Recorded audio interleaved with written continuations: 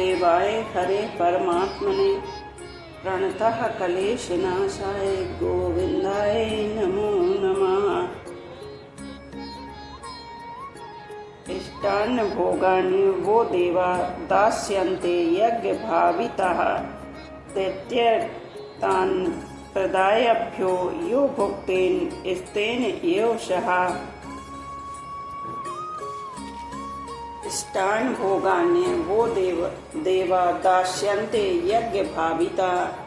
यहाँ भी इष्ट भोग शब्द का अर्थ इच्छित पदार्थ नहीं हो सकता। इसके कारण के पीछे के श्लोक में परम कल्याण को प्राप्त होने की बात आई है और उसके हेतु के लिए यह श्लोक है। भोगों की इच्छा रहते परम कल्याण कभी हो ही नहीं सकता। अतः यहाँ इष्ट शब्द यज धातु से निष्पन्न होने से तथा भोग शब्द का अर्थ आवश्यक सामग्री होने से पदों का अर्थ होगा वे देवता तुम लोगों को यज्ञ करने की आवश्यक सामग्री देते रहेंगे।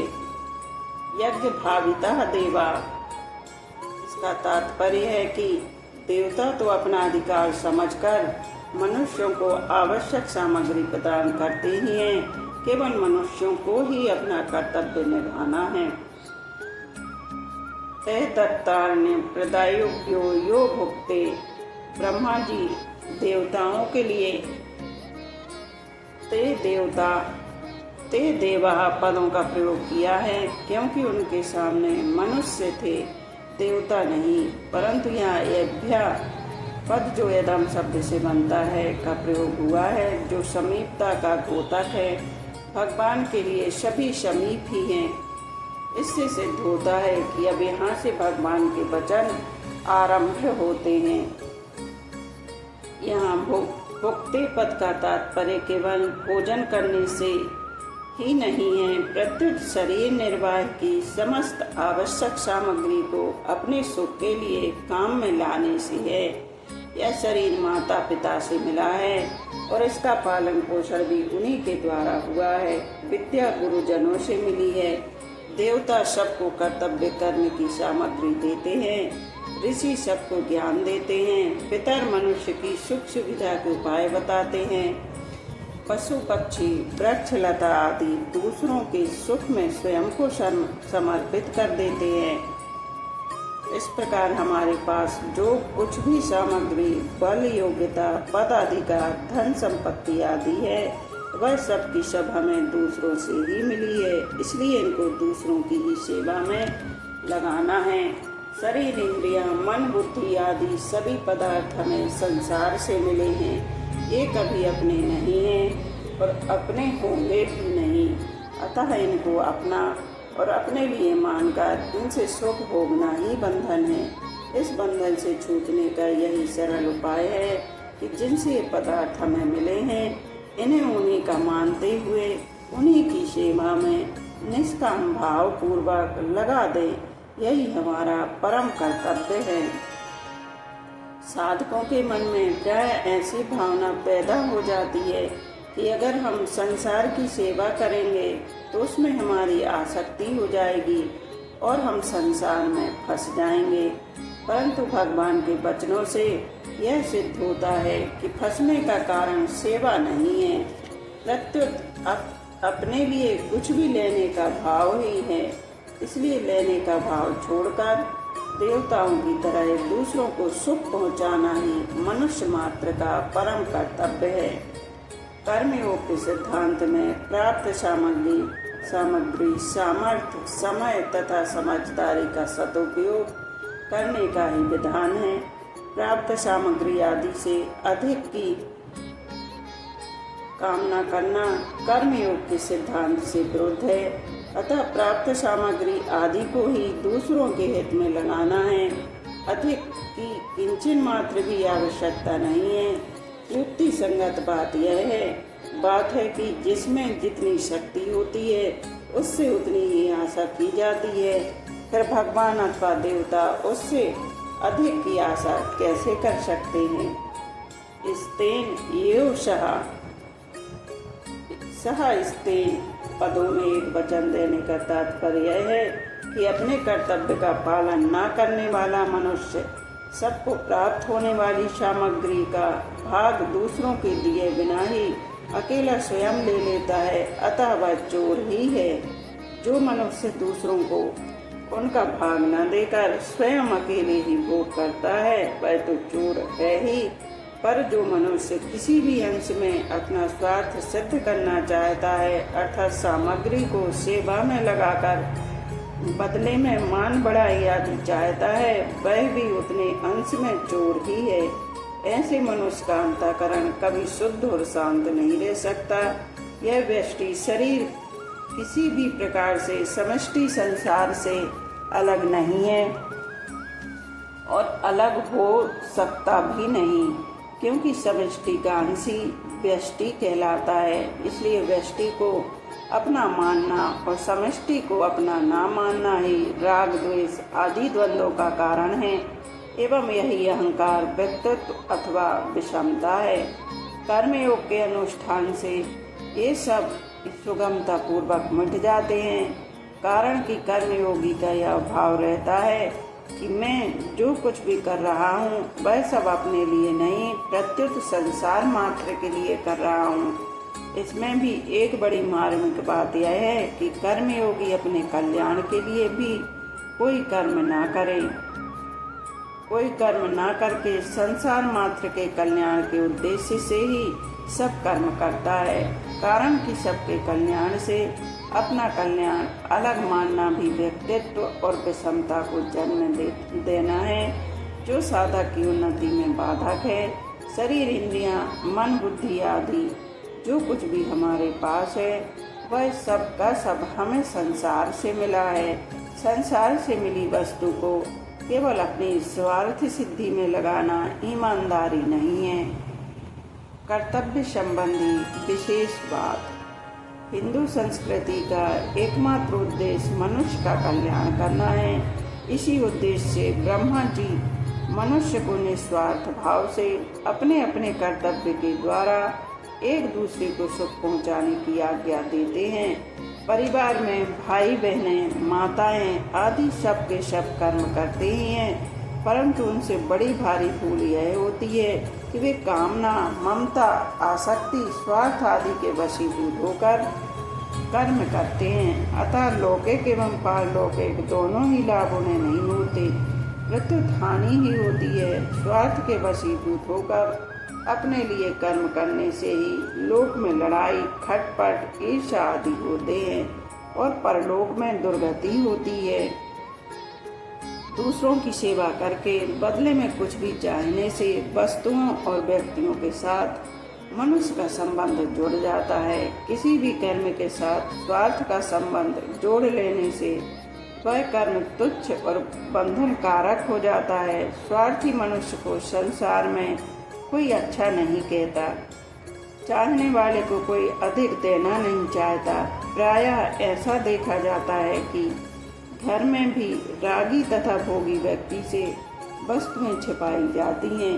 इसके विपरीत हमारे पास जितनी समझ, समय, सामर्थ्य और सामग्री है उतने से ही हम दूसरों की सेवा करें तो उससे कल्याण तो होता ही है।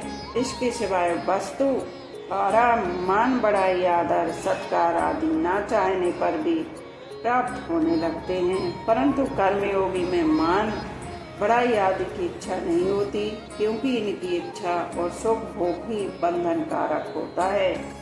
मुझे सुख कैसे मिले, केवल इसी चाहना के कारण मनुष्य कर्तव्यच्युत और पतित हो जाता है। अतः दूसरों को सुख कैसे मिले, ऐसा भाव कर्मयोगी को सदा ही रखना चाहिए। घर में माता पिता, भाई बहन, स्त्री, पुत्र आदि जितने व्यक्ति हैं उन सभी को एक दूसरे की हित की बात सोचनी चाहिए। प्राय सेवा करने वाले से एक भूल हो जाती है कि वह मैं सेवा करता हूँ, मैं वस्तुएं देता हूँ, ऐसा मानकर झूठा अभिमान कर बैठता है। वस्तुतः सेवा करने वाला व्यक्ति सेव्य की वस्तु ही सेव्य को देता है। जैसे माँ का दूध उसके अपने लिए ना होकर बच्चे के लिए ही है, ऐसे ही मनुष्य के पास जितनी भी सामग्री है वह उसके अपने लिए न होकर दूसरों के लिए ही है। अतः मनुष्य को प्राप्त सामग्री में ममता करने अर्थात उसे अपनी और अपने लिए मानने का अधिकार नहीं है। ममता करने पर भी प्राप्त सामग्री तो सदा रहेगी नहीं, केवल ममता रूप बंधन रह जाएगा। इसी कारण भगवान कहते हैं कि वस्तुओं को अपनी मानकर स्वयं उनका भोग करने वाला मनुष्य चोर ही है। देवता, ऋषि, पितर, पशु, पक्षी, वृक्ष, लता आदि सभी का स्वभाव ही परोपकार करने का है। मनुष्य सदा इनसे सहयोग पाने के कारण इनका ऋणी है। इस ऋण से मुक्त होने के लिए ही पंच महायज्ञ, ऋषि यज्ञ, देव यज्ञ, भूत यज्ञ, पितृ यज्ञ और मनुष्य यज्ञ का विधान है। मनुष्य एक ऐसा प्राणी है जो बुद्धि पूर्वक सभी को अपने कर्तव्य कर्मों से तृप्त कर सकता है। अतः सबसे ज्यादा जिम्मेवारी मनुष्य पर ही है। इसी को ऐसी स्वतंत्रता मिली है जिसका सदुपयोग करके यह परम श्रेय की प्राप्ति कर सकता है। देवता आदि तो अपने कर्तव्य का पालन करते ही हैं। यदि मनुष्य अपने कर्तव्य का पालन नहीं करता तो देवताओं में ही नहीं प्रत्युत त्रिलोकी भर में हलचल उत्पन्न हो जाती है और परिणाम स्वरूप अतिवृष्टि, अनावृष्टि, भूकंप, दुर्भिक्ष आदि प्राकृतिक प्रकोप होने लगते हैं।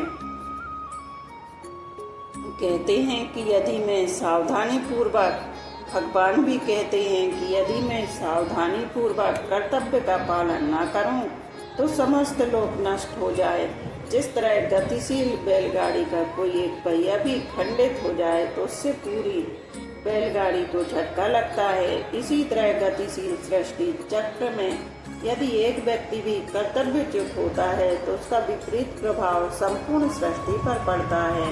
इसके विपरीत जैसे शरीर का एक भी पीड़ित अंग ठीक होने पर संपूर्ण शरीर का स्वतः हित होता है, ऐसे ही अपने कर्तव्य का ठीक ठीक पालन करने वाले मनुष्य के द्वारा संपूर्ण सृष्टि का स्वतः हित होता है। प्रजापति ब्रह्मा जी ने देवता और मनुष्य दोनों को अपने अपने कर्तव्य का पालन करने की आज्ञा दी है। देवता आदि सब मर्यादा से चलते हैं, केवल मनुष्य अपनी बेसमझी से मर्यादा को भंग करता है। कारण कि उसे दूसरों की सेवा करने के लिए जो सामग्री मिली है उस पर वह अपना अधिकार समझ बैठता है। अनंत जन्मों के कर्म बंधन से छुटकारा पाने के लिए मनुष्य को स्वतंत्रता मिली है, किंतु वह उसका दुरुपयोग करके कर्म और कर्म फल में ममता आसक्ति कर बैठता है। फलस्वरूप नया बंधन उत्पन्न करके वह स्वयं फंस जाता है और आगे अनेक जन्मों तक दुख पाने की तैयारी कर लेता है। अतः मनुष्य को चाहिए कि उसे जो कुछ सामग्री मिली है उससे वह त्रिलोकी की सेवा करे, अर्थात उस सामग्री को वह भगवान, देवता, ऋषि, पितर, मनुष्य आदि समस्त प्राणियों की सेवा में लगा दे। शंका, जो कुछ सामग्री प्राप्त हुई है वह सब की सब दूसरों की सेवा में लगा देने पर कर्मयोगी का जीवन निर्वाह कैसे हो सकेगा? समाधान, वास्तव में यह शंका शरीर के साथ अपनी एकता मानने से अर्थात शरीर को ही अपना स्वरूप मानने से पैदा होती है, परंतु कर्मयोगी शरीर से अपना कोई संबंध मानता ही नहीं, प्रत्युत उसे संसार का और संसार के लिए ही मानकर उसी की सेवा में लगा देता है। उसकी दृष्टि अविनाशी स्वरूप पर रहती है, नाशवान शरीर पर नहीं। जिसकी दृष्टि शरीर पर रहती है वही ऐसी शंका कर सकता है कि कर्मयोगी का जीवन निर्वाह कैसे होगा। जब तक भोग इच्छा रहती है तभी तक जीने की इच्छा तथा मरने का भय रहता है। भोग इच्छा कर्मयोगी में रहती ही नहीं, क्योंकि उसके संपूर्ण कर्म अपने लिए न होकर दूसरों की सेवा के लिए होते हैं। अतः कर्मयोगी अपने जीने की परवाह नहीं करता। उसके मन में यह प्रश्न ही नहीं उठता कि मेरा जीवन निर्वाह कैसे होगा। वास्तव में जिसके हृदय में जगत की आवश्यकता नहीं रहती, उसकी आवश्यकता जगत को रहती है, इसलिए जगत उसके निर्वाह का स्वतः प्रबंधन करता है। जिनका जीवन परोपकार के लिए ही समर्पित है, ऐसे पशु पक्षी, कीट पतंग, वृक्ष लता आदि सभी साधारण प्राणियों के भी जीवन निर्वाह का जब प्रबंध है, तब शरीर सहित मिली हुई सब सामग्री को प्राणियों के हित में व्यय करने वाले मनुष्य के जीवन निर्वाह का प्रबंध ना हो, यह कैसे संभव है। सबका पालन करने वाले भगवान की असीम कृपा से जीवन निर्वाह की सामग्री समस्त प्राणियों को समान रूप से मिली हुई है। इसका प्रत्यक्ष उदाहरण सबके सामने है। माता के शरीर में जहाँ रक्त ही रक्त रहता है, वहाँ भी बच्चे के जीवन निर्वाह के लिए मीठा और पुष्टिकर दूध स्वतः पैदा हो जाता है। अतः चाहे प्रारब्ध से मानो चाहे भगवत कृपा से मनुष्य के जीवन निर्वाह की सामग्री उसको मिलती ही है। इसमें संदेह, चिंता, शोक एवं विचार होना ही नहीं चाहिए। भगवान के राज्य में जब पापी से पापी एवं नास्तिक से नास्तिक पुरुष का भी जीवन निर्वाह होता है, तब कर्मयोगी के जीवन निर्वाह में क्या बाधा आ सकती है। अतः यह प्रश्न उठाना ही भूल है। परिशिष्ट भाव। यज्ञ भाविता पद का अर्थ है यज्ञ से पुष्ट हुए, पूजित हुए, संवर्धित हुए, मध्य लोक में होने के कारण मनुष्य ऊपर के और नीचे की सभी लोकों में रहने वाले प्राणियों को पुष्ट कर सकता है। सबका हित करने के लिए ही मनुष्य को मध्य लोक में बसाया गया है, इसलिए मनुष्य कल्याण का अधिकारी है। आज यहीं पर विश्राम करते हैं, शेष आगे का कल कहेंगे। बोलो राधे राधे।